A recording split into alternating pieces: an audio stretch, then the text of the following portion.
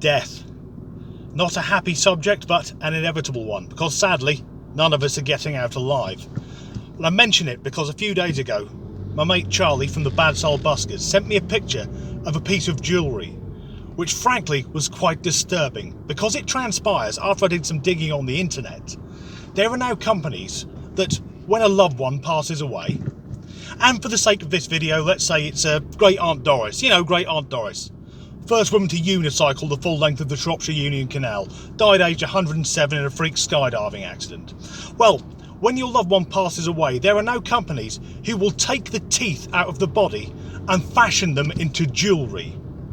Now, what nightmarish vision of hell has this come from? But more to the point, where's the demand coming from? What person is it who says, did you hear about Great Aunt Doris?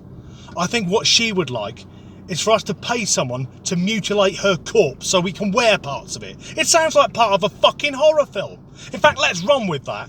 If this were a horror film, the lead actress, she'd be some skinny blonde American bint, constantly in danger of blinding people with the light bouncing off her teeth. And the film would begin where she gets this ring with a tooth from her late Great Aunt Doris.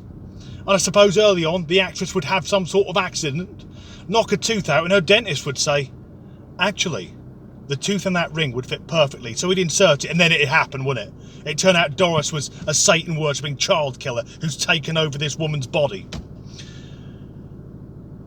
In fact, I hope this doesn't catch on as a trend, because it'll only get more and more extreme. So in a couple of years, people will be walking along, you know, with a skull hanging around the neck, dragging a couple of limbs.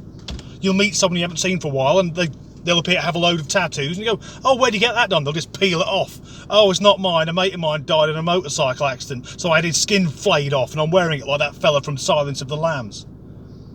But whilst I'm talking about death, a lot of people get asked the question, would you rather be buried or cremated? Now, to be honest, I'm going to be dead, so I doubt I'll be that bothered. But in an ideal world, I wouldn't want to be buried or cremated. I'd like for someone to take my body to a taxidermist, because I like the idea that I could be offending people even when I'm dead. What I would like is to be posed wearing nothing but a dirty dressing gown, to have my fingers up like that with an erection. And if that can't happen, then I'd like to be buried in Blackpool, underneath the ballroom, because I like the idea that for years to come, people would literally dance on my fucking grave.